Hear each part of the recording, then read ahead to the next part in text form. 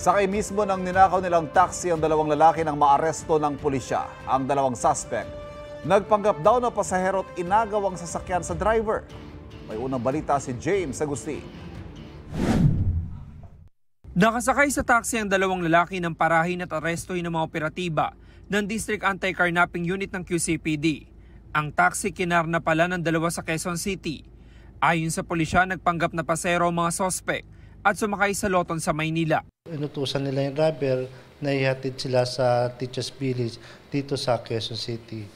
Pagdating nila rito sa Barangay Teachers Village ay yung isang lalaki po ay tinutukan ng patalim at yung isang naman pong suspect na katabi niya ay inagaw po yung manubela at doon po sa pilitang kinuha yung taxi.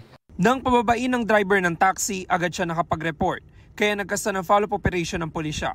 Nakatanggap kami ng impormasyon na yung taxi po ay nakita sa bahagi po ng Taguig. So kaagad kaming nagtungo sa nasabing lugar at nakita namin yung taxi at positibong itinuro sa amin ng driver. Dismantle na po yung loob ng taxi. Yung mga parts po ay pinagtatanggal na po nila. Nabawi sa mga sospek ang isang kutsilyo at ilang tools. Dati nang nakulong ang mga sospek dahil sa kasong may kinalaman sa illegal na droga ayon sa pulisya. Ngayon, sinampahan naman sila ng reklamong paglabag sa New Anti-Carnapping Act. No comment po, sir. Pero may nakuhang sa kanya, kutsilyo.